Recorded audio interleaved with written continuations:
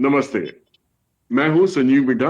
सनातन संवाद for sustainable living में आपका स्वागत है। आज हमारे साथ एक बहुत खास गेस्ट है, श्री सुमित जैन जी। सुमित जैन जी, आपका स्वागत है। सुमित जैन जी एक बहुत प्रख्यात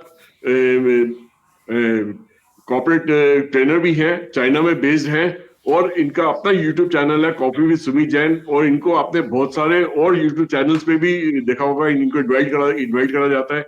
इनकी एडवाइस बहुत इंपॉर्टेंट होती है, बहुत काम आती है। बहुत अच्छे मुद्दों पे ये अपनी राय सामने रखते हैं। जियो पॉलिटिक्स के एक्सपर्ट हैं, और इसके अलावा और भी कई सारे मुद्दे हैं जिसके बारे में ये खुल के बोलते हैं और दबंग तरीके से बोलते हैं।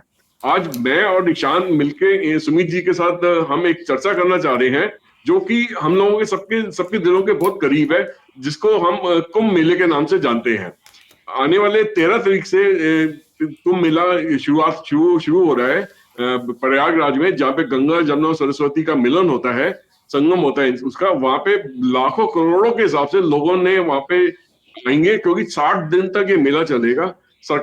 यूपी की सरकार, सेंट्रल गवर्नमेंट ने कई सारे अरेंजमेंट्स कर रखे हैं। पूरे इंडिया से बसेस, ट्रेन स्पेशल चलेंगी इसी यहाँ पे शरणार्थियों को लाने के लिए।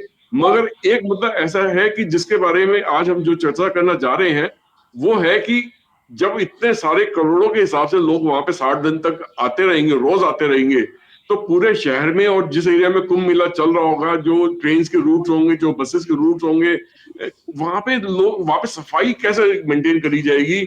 क्या क्या वहां पे सफाई का कोई अरेंजमेंट उस तरीके से होगा जो सस्टेनेबल लाइफ को प्रमोट कर सके? या कूड़ा एक जगह से इकट्ठा करके दूसरी जगह फेंक देना, यही सिस्टम रहेगा? तो इसके बारे में हम सुमित जी से खुलकर चर्चा करते हैं। सुमित जी, सबसे पहले तो आपका स्वागत है इस प्रोग्राम के। और हम आपसे जानना चाहते हैं कि आपके लिए कुंभ मेला का क्या महत्व है, आप उसको किस नजरिए से देखते हैं? संजीव जी, निशांत, दोनों के लिए बहुत बहुत शुक्रिया। ये जो मुद्दा पकड़ा है आपने, ये मुद्दा इसलिए इम्पोर्टेंट है। एक तो ये सनातनियों के गर्व का मूवमेंट है। मोदी जी की गवर्नमेंट है, यानी कि बीजेपी की, हिंदुओं की गवर्नमेंट है, और महाकुंभ आ रहा है 12 साल के बाद।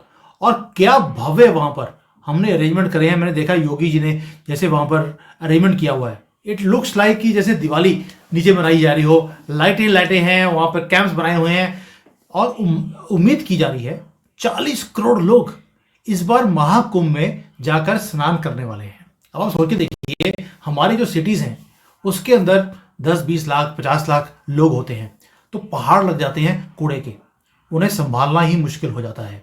और यहाँ पर 40 करोड़ लोग आएंगे, जो आएंगे एक तरह से सिर्फ एज अ टूरिस्ट। हम तो अपने घर को साफ रखते हैं, ये आएंगे वहाँ पर खाना खाएंगे, रहेंगे, कूड़ा डालेंगे और चले जाएंगे। और संभालेगा कौन? लाइक दैट मीन्स कि कुछ ना कुछ ऐसा काम करना पड़ेगा जिससे कि महाकुंभ की जो शोभा है वो और भी ज्यादा बढ़ जाए।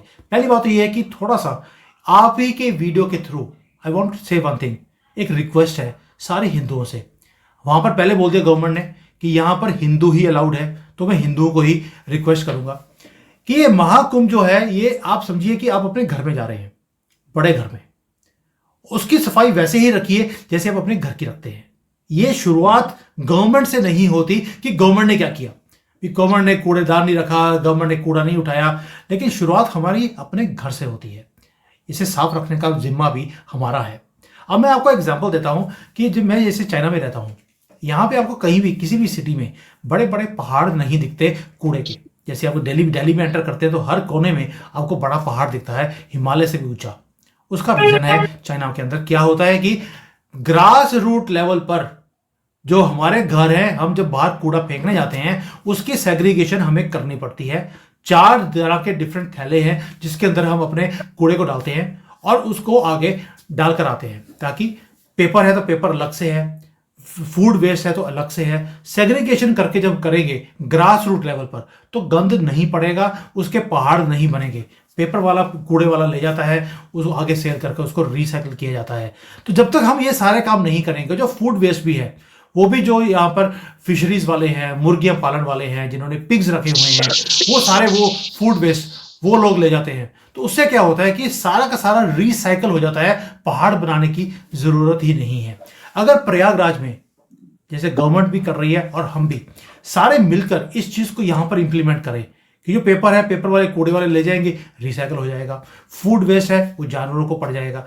अगर हम ये काम वहां पर करें तो 40 करोड़ लोग जो यहाँ पर जो आ रहे हैं उन्हें कूड़े के बीच में से निकलकर जाना नहीं पड़ेगा। अगर हम खुद ही इसका एक तरह से जिसको बोलते हैं कि वी इम्प्लीमेंटेड अवरसेल्व्स, बहुत फर्क पड़ जाएगा। और ये एक रिक्वेस्ट है लोगों से भी और गवर्नमेंट से भी कि अगर इस चीज को यहां पर, जैसे चाइना का मॉडल है, सिंगापुर है, ये बड़े बड़े सिटीज हम देखते हैं कि इतने साफ क्यों हैं, उसका रीजन है ग्रास रूट लेवल से लेकर ऊपर गवर्नमेंट लेवल तक इस चीज को इंप्लीमेंट किया गया है। जी तो बिल्कुल सही बात कहते हैं कि ग्रास रूट लेवल से ही हमें इम्प्लीमेंट करने की जरूरत है। इसके अंदर में कहीं ना कहीं, क्योंकि वहाँ पे जो महाकुंभ हमारा इतना बड़ा मेला लग रहा है, वहाँ पे तैयारियों में भी अलग अलग जगह पे अलग अलग तरीके से हमारे डस्टबिन भी क्रिएट किए गए होंगे। तो ये हमें जो एज अ सनातनी जो वहाँ पे दर्शन करने जा रहे हैं और स्नान करने जा रहे हैं, वो भी अपना एक देखा है तो अपने थोड़े वो 2 या 3 अलग अलग बैग लेके जाए, चाहे वो उसके अंदर एक में फूड ही रखें, एक में क्लोथ ही रखें। उस तरीके से हमें लेके जाना चाहिए। जो आपकी सलाह आ रही है उसी तरीके से हमें वहां चलना चाहिए, क्योंकि वहाँ करोड़ों की तादाद में लोग होंगे। ठीक है, गवर्नमेंट की तरफ से कर्मचारी भी होंगे, लेकिन क्या करोड़ों की जनसंख्या को कुछ हजार कर्मचारी भी संभाल सकते हो? हमें अपनी जिम्मेदारी अपने ऊपर ही लेनी पड़ेगी। तो इसके सर आगे बढ़ते हैं थोड़ा सा और हम इस पे कि जो हमारी सस्टेनेबल लाइफ है उसके उसके बारे में आप थोड़ा सा और सोचिए कि हम डे टू डे प्रैक्टिस में, जैसे महाकुंभ जैसे बड़ा इवेंट हो रहा है, उसके अंदर भी हम तभी इम्प्लीमेंट कर पाएंगे जब हम डे टू डे लाइफ के अंदर उसे ग्रास रूट लेवल पे थोड़ा इम्प्लीमेंट कर पाएंगे। तो क्या ये इतनी बड़ी चीज है कि हमें तकलीफ होगी इसको ग्रास रूट लेवल पे इम्प्लीमेंट करने की, या ये बहुत बेसिक है कि हम इसको इम्प्लीमेंट अपने जीवन में कर सकते हैं और इनफैक्ट खुश रह सकते हैं अपने जीवन में साफ सुथरी? ईशान जी, मैंने कई बार इसके ऊपर अपने शोज के अंदर भी इसको कवर किया हम लोगों ने कि किस तरह से हम भारत को, जैसे मोदी जी ने बोला स्वच्छ भारत चाहिए, क्या ये मोदी जी का सपना है कि स्वच्छ भारत चाहिए, या हर भारतीय का सपना होना चाहिए कि मेरा कंट्री भी साफ सुथरा होना चाहिए? अगर मेरा घर साफ सुथरा है तो कंट्री भी साफ सुथरा चाहिए। उसके लिए क्या मोदी जी आकर सफाई करेंगे या हमें ही करनी पड़ेगी? सफाई हमें ही करनी है, किसी और ने आकर ये कंट्री को सफाई नहीं करनी है। वो पॉलिटिकल सफाई कर सकते हैं लेकिन कंट्री की सफाई तो हमें करनी है, और वो शुरू होती है हमारे से। अब वो कैसे है? सस्टेनेबिलिटी का, जैसे अगर हमारे भारत के अंदर तो ऑलरेडी जैसे वो रद्दी वाले आते हैं, वो पेपर ले जाते हैं, बाकी सामान ले जाते हैं, लेकिन जो फूड वेस्ट है जो आकर कूड़े वाला लेके जाता है, वो उसका क्या करता है आगे जाकर हमें नहीं मालूम। इसके बजाय अगर हम उसी को सेग्रीगेट करना शुरू कर दें, फॉर एग्जाम्पल जैसे हम लोग सब्जी है, मैं आपको बताता हूँ चाइना में हम लोग क्या करते हैं। यहाँ पर सब्जी है, सब्जी काटी आपने, छिलके निकले, जैसे कोई गोभी है, गोभी का निचला पार्ट बच जाता है, हम उसको सारे को इकट्ठा कर कर साइड पे रखते हैं और उसे जो जानवर वाले लोग हैं, जो जानवर पालते हैं, उनको दे देते हैं। अब ये चीज़ वहाँ पर यूज़ हो सकती है। भारत के अंदर हमारे पास गौशाला है, हम क्यों नहीं ये सारे फूड वेस्ट को निकाल कर हम गौशाला में दे सकते हैं, जानवर खा सकते हैं और उसका फ़ायदा भी होगा। वहाँ पर हमें एक तो कहाँ तो वो कूड़े में जा रहा है, कहाँ कोई जानवर खाकर उसका बेनिफिट ले सकता है। अगर आपको याद होगा जो पुराने ज़माने में, मुझे अभी तक याद है जब मेरी दादी होती थी, तो जो हमारे मोहल्ले में एक घर के बाहर एक थोड़ी सी एक जैसे डस्टबिन टाइप होता है सीमेंट का, वो बनाया होता था। तो जितनी भी सब्जियां काटी जाती थी उसका जो वेस्ट है निकाल कर उसमें डाल दिया जाता था, ताकि जो कोई गाय आएगी रास्ते में तो वो खाती जाएगी। अगर वो चीज़ पहले होती थी, अभी क्यों नहीं हो रही? अभी हम इतने वोकिज्म में इतने आगे निकल गए, इतने एडवांस हो गए हैं कि गौ माता के बारे में सोचना ही बंद कर दिया। भाई अगर पहले होता था तो देश भी तरक्की कर रहा था। आज अगर हम ये काम करें तो ये everything is possible. The only thing is थोड़ा सा एफर्ट चाहिए कि उसको अलग एक थैली में बनाना है और वहां पर जाकर गौशाला में डालकर आना है। लेकिन आराम की जिंदगी जीने की आदत पड़ गई है और हमने शायद ये सस्टेनेबिलिटी के बारे में सोचना ही बंद कर दिया, जो कि सनातन का एक मूल तंत्र था, मंत्र था हमारा कि भाई everybody has to take care of everybody. मुझे याद है कि जब छोटे होते हुए छत के ऊपर हर रोज हमारी मदर बोलती थी कि सुबह सुबह ये दाने हैं जो चिड़ियों को डालकर आने हैं, रात को पानी में भिगो के रखते थे दानों को और सुबह जाकर छत पे डालकर आना पड़ता था। और बाहर कुत्ता है कोई गली में, उसके लिए दूध सुबह सुबह जाकर रख के आना कि भाई पानी का एक बाउल होता था। ये सारी चीज़ें हमने बचपन में करी हैं, लेकिन अभी हमने करनी बंद कर दी। शायद हमें वापस उसी सिस्टम के ऊपर जाना पड़ेगा जो हम पहले करते रहे हैं। ऐसा नहीं है कि हमें कोई चीज़ सीखने की ज़रूरत है, भूल गए थे, याद दिला रहा हूँ। ये बिल्कुल सही बात कह रहे हो सर, हम कुछ भूले नहीं है, हम बस अपने आलस में उसे कर नहीं रहे। वही पीछे की शायद हमारे इर्द-गिर्द गंदगी भी बढ़ रही है और जगह-जगह जो गौशाला थी वो बंद हो गई। इनफैक्ट जो दूध का काम करता है गाय का, उधर गाय खुला छोड़ रहे हैं, दूध निकाल खुला छोड़ दिया। वही कूड़ा-करकट जो अपना मल निकाल के वो सड़कों पे निकाल रहे हैं, कुछ कर रही हैं।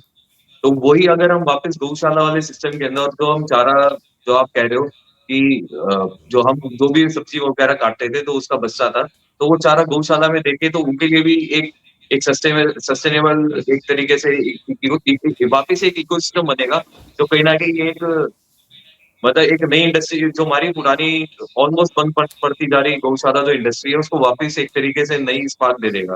बिल्कुल सही है सर। संजीव सर, आप कुछ इस बारे में और रोशनी डालिए सर, और थोड़ा आप ईशान भी। ईशान जी, मैं आप ही की बात को आगे लेके जाऊंगा। आपने जैसे कहा कि हमारी खुद की सुस्ती है जो हमें कई जगह बहुत जगह पर नुकसान पहुंचा रही है। अब मैं एक छोटा सा आपको एग्जांपल देता हूं। अभी पिछले दिनों में आप ही एक इवेंट में गए थे जहाँ पे नितिन गडकरी जी ने बढ़ चढ़ के बोला था कि हम बायोफ्यूल्स को प्रमोट करेंगे, जिसमें बायो सीएनजी बनेगा या बायो एथेनॉल फ्यूल बनेगा। उसमें पराली भी इस्तेमाल होगी, चावल का भूसा भी इस्तेमाल होगा, और ये अपना जो ये जो होता है सॉलिड वेस्ट भी इस्तेमाल होगा।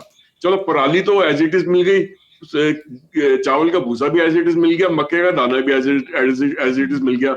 एक दो प्रोजेक्ट्स आपको याद होगा शान जी, सुमित जी, आपको हमने आपस में मिलकर डिस्कस करा था। हमने सामने जो जो प्रोजेक्ट लगाना चाहता था बायोफ्यूल का, तो उसने उसने बोला कि मैं सॉलिड वेस्ट लाऊंगा यहाँ पे, और फिर उसके लिए लोन लगाऊंगा उसको उसको सॉर्ट आउट करने के लिए। तो हमने से पूछा था कि तुम्हें क्या सॉर्ट आउट करना पड़ रहा है, पीछे से सॉर्ट आउट होकर नहीं मिलता क्या तुम्हें? बोला नहीं, पीछे से सॉर्ट आउट होकर नहीं मिलता।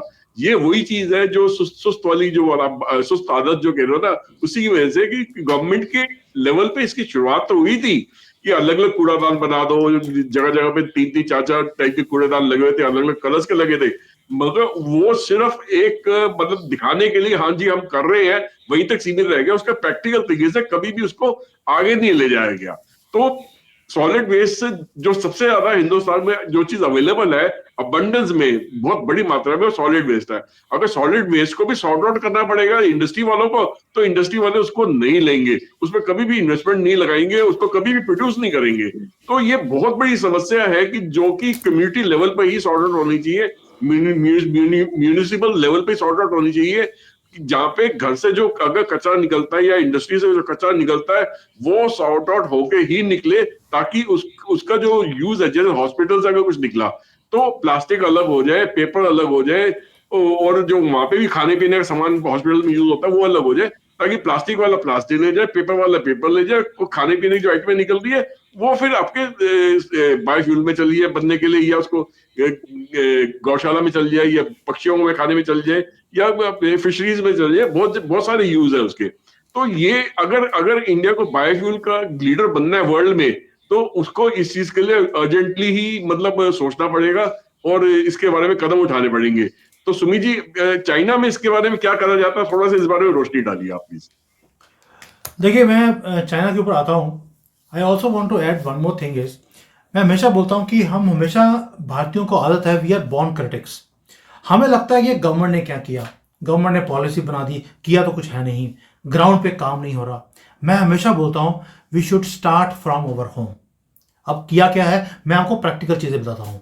आपने कुत्ता रखा है, आपको सुबह उठकर वॉक करने के लिए जाना पड़ता है, उसको बाहर जाकर ही has to go for a walk, and उसको अपना पेट भी हल्का करना है, तो आपको 1-2 किलोमीटर की वॉक करनी पड़ती है। अगर आप अपने घर के आसपास देखेंगे, आपको 1-2-3 किलोमीटर में कहीं ना कहीं एक गौशाला मिल जाएगी। भैया, आपको करना क्या है, रात के पूरे पूरे दिन में जो सब्जियां कटी हैं उसका जो वेस्ट निकलता है, आपको इकट्ठा करके जब सुबह कुत्ते को वॉक कराने जा रहे हैं, वहीं पे आप गौशाला में जाकर इसको डाल सकते हैं। आपके घर से जब शुरुआत होगी तो बाकी के लोग भी आपको देखकर ये चीजें शुरू करेंगे, एक मूवमेंट बनेगी। मूवमेंट ऊपर से नहीं चलती, हमेशा मूवमेंट नीचे से आती है। क्रांति हमेशा नीचे के, जो एक मूवमेंट होती है, नीचे के लोग शुरू करते हैं, ऊपर से कभी भी पॉलिसी नहीं बनती। नीचे क्रांति को देखकर कोई लीडर बनता है जो आगे बोलता है कि ठीक है, इसको मैं आगे लेके चलता हूं बड़े स्केल पर। तो शुरुआत आपको करनी पड़ेगी। दूसरा, इसके लिए मैं आपको बताता हूँ, जैसे मेरा होम टाउन है, मैं लुधियाना से आता हूँ। हमारे मोहल्ले में, पूरे मोहल्ले ने एक एसोसिएशन बनाई हुई है, वहां पर हमने एक गाड़ी रख ली। जो होती है वो गाड़ी आती है, हर एक के घर में जाती है। वो छोटी सी गाड़ी जिसको ये पहियों वाली गाड़ी है, 10-15 हज़ार में वो मिल जाती है आपको। वो हर एक घर में जाके बोलता है कि आपके पास कोई खाने का वेस्ट है, कोई सूखी रोटियां पड़ी हैं, कोई सब्जी की चीज़ें हैं, वो हमें दे दीजिए, हम आगे जाकर आपके लिए वो गौशाला में डाल देंगे। हमारे सबकी जो इन्वेस्टमेंट थी वो 500 या 1000 रुपये पर हेड थी हर एक घर के, लेकिन वो सारा के सारा इकट्ठा करके वो गौशाला में डाल देते हैं। अगर आप लेजी हैं तो आप अपनी एसोसिएशन को बोल दीजिए, आप आपके भी वहां पर कोई ना कोई सोसाइटी में कोई सोसाइटी के हेड होंगे, आपको एक गाड़ी तो खरीदनी है, कोई ये मर्सिडीज थोड़ा खरीदनी है या मारुति 800 भी खरीदनी नहीं है, जिसको हम रेड़ा बोलते हैं, एक तरह से पंजाबी में बोलते हैं, आई डोंट नो वो आपके वहां पर क्या बोलते हैं इसको। तो वो एक खरीदा हुआ है, बंद है ऊपर से, उसके अंदर हर एक आदमी अपने अपने घर का जो फूड वेस्ट है उसमें डालते हैं, जाके गौशाला में डाल देते हैं। सो अगर ये छोटे छोटे स्टेप्स हैं जो आप इंडिविजुअल लेवल पर और अपनी सोसाइटी के लेवल पर आप शुरू कर सकते हैं। अब यही चीज चाइना के अंदर भी है, मैं यहां से सीखकर ही भारत में उसको इंप्लीमेंट किया है।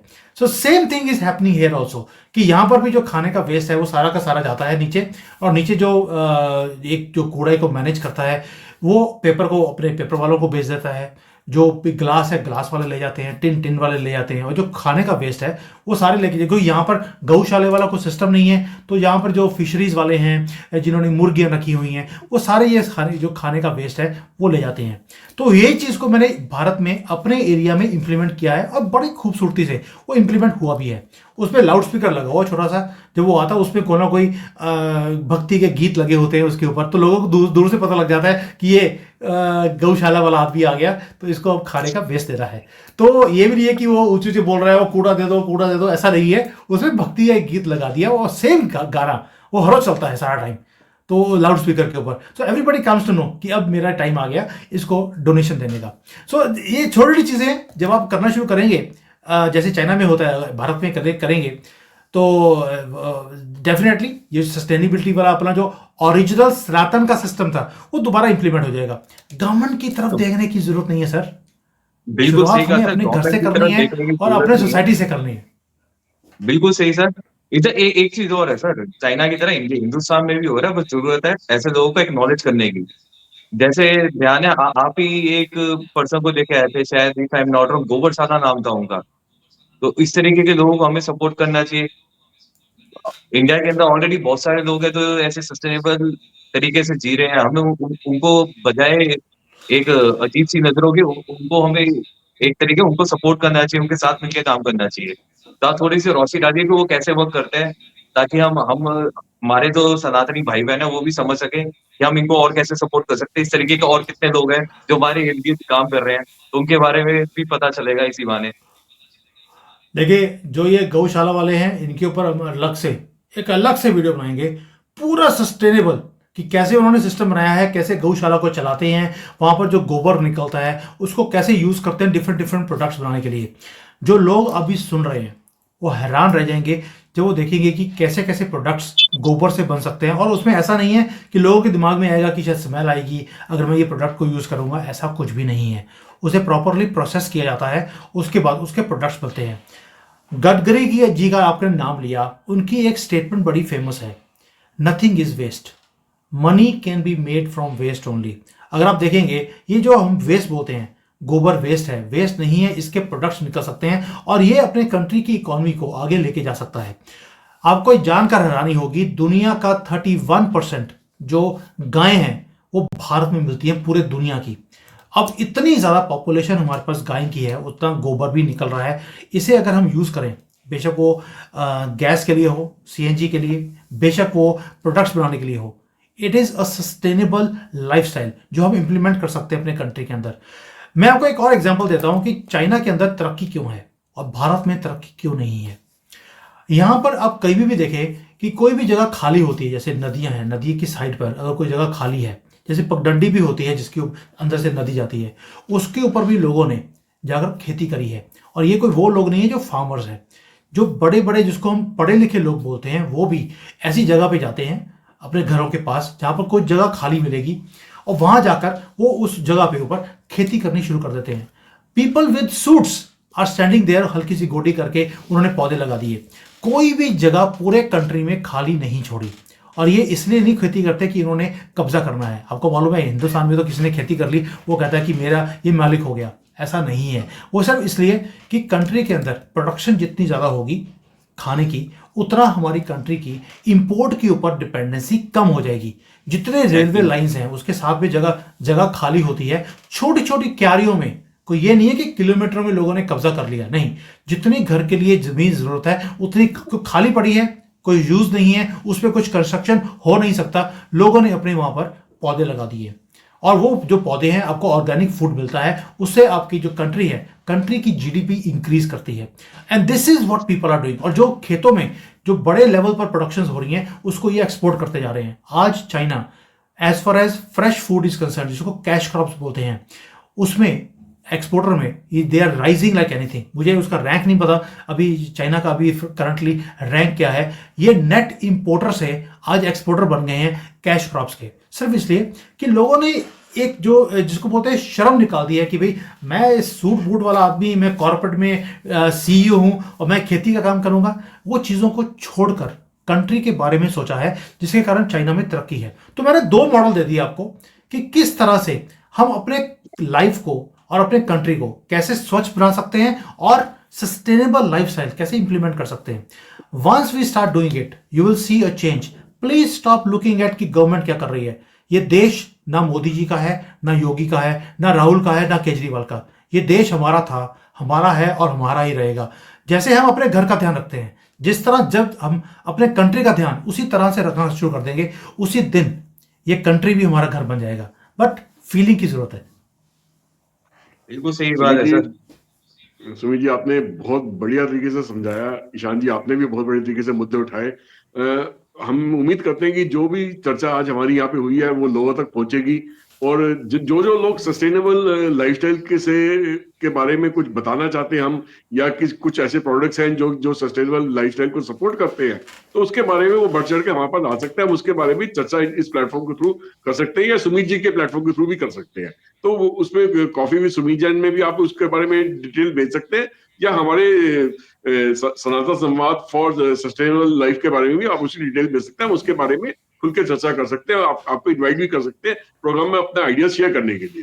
तो और इसमें कॉफी विद एक सुमित जी का एक हाइपर लिंक हम अपने नीचे ही डिस्क्रिप्शन बॉक्स में आपको ये चैनल का लिंक भी शेयर कर देंगे।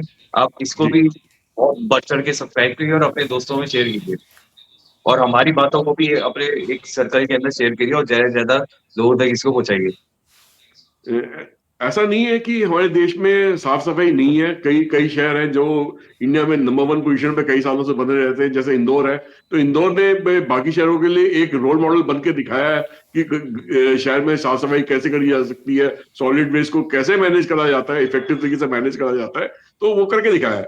तो हम ये भी चाहते हैं कि जो जो लोग एज ए टूरिस्ट कुंभ मेले में जाएंगे, पूरा प्रयागराज शहर में जगह जगह पे रहेंगे, उनके कैंप वहां पे जिस जगह पे कुंभ मेला ऑर्गेनाइज हो रहा है वहां पे भी जाएंगे, रेलवे स्टेशन पे भी भीड़ लगेगी, आपके बस स्टेशन पे भी भीड़ लगेगी, एयरपोर्ट के आसपास भी भीड़ लगेगी, या और भी खाने पीने की कई सारी जगह रहेंगी जहाँ पे भीड़ लगेगी। तो उसको पूरे पूरे प्रयागराज को एक कूड़ादान ना बना दीजिएगा। आपसे यही रिक्वेस्ट है कि आप उसका ख्याल रखिए, मतलब उसको साफ सफाई का पूरा ख्याल रखिए, क्योंकि अगर साफ सफाई रहेगी तो आपकी सेहत भी बनी रहेगी, आप खुश भी रहेंगे। और जो एक जगह आस्था की बनी हुई है उसको आस्था के हिसाब से ही उसका फायदा उठाएं, अपना फल अपने कर्म ठीक कर ले, वहां जाके वहां पे स्नान लीजिए, जो करना है जो भी करना है, पूजा पाठ कीजिए, मंत्र जाप कीजिए, जो जिस जिस मकसद से वो जा रहे हैं वहां पे अगर मकसद पूरा हो, या नहीं कि वहां जाके आप अपनी गंदगी फैला दे और उसके सामने हाथ जोड़े भगवान के सामने, तो आपका मकसद कभी भी पूरा नहीं हो पाएगा। आपसे क्लोजिंग कमेंट लेंगे। सुमित जी आप क्या कहना चाहेंगे आखिर में? आप प्लीज बताइए। सर मेरा एक ही रिक्वेस्ट है कि लोग जाते हैं वहाँ पर, जहाँ बैठे हैं वहीं पे थूक दिया, वहीं पर खाना फेंक दिया, वहाँ पर पन्नी फेंक दी, भी ये सोचकर कि मेरा तो हो गया कुंभ, मैं निकल रहा हूँ, थूक के चले जाओ। भाई आज आप सोच रहे हैं तो आपसे पहले भी कोई यही सोचकर आपके चरणों में वो भी थूक कर गया है। तो जो आप किसी के साथ करेंगे वो आपके साथ भी कोई करके जाएगा या करके जा चुका होगा। इससे बेटर ये है कि आप ही शुरुआत ना करें तो आपके साथ भी कोई नहीं करेगा, तो सारा एरिया वो साफ सुथरा रहेगा। आपके पैरों में किसी का थूक पेशाब या किसी का कूड़ा फेंका हुआ आपके पैरों में नहीं आएगा। और अगर बाई चांस आता भी है, आपको उठाकर उसे, अगर किसी ने बेवकूफ़ी करी है तो उसको देखकर हम भी बेवकूफ़ी करें, इससे बड़ी बेवकूफ़ी नहीं हो सकती।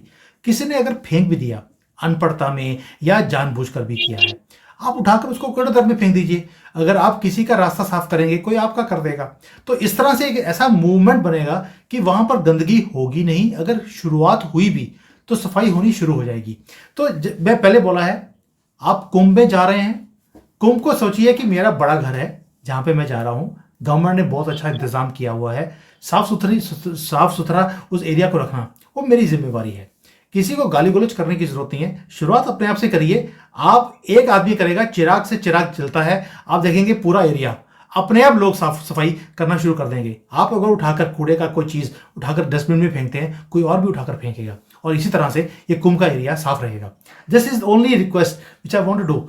हमें दिखाना है कि ये सनातन की धरती है, देवी देवताओं की धरती है। हम मंदिर में जाते हैं, सफाई वहां पे करते हैं और साफ सुथरा एक माहौल देखते हैं। ये भी एक मंदिर है, एक बहुत बड़ा ओपन मंदिर है। इसका भी सफाई रखने का जिम्मा गवर्नमेंट का नहीं है, ये हमारा है बस। जी सर, इसी के साथ ही बिल्कुल जिम्मा हमारा है, हमारा शरीर हमारा मंदिर है, ऐसे हमारा देश भी हमारा मंदिर है, वो एक बड़ा मंदिर है। तो यहीं पे हम कंक्लूड करते हैं। जय हिंद, जय भारत, जय हिंद, जय सिया राम। जय सिया राम। सर वहीं पे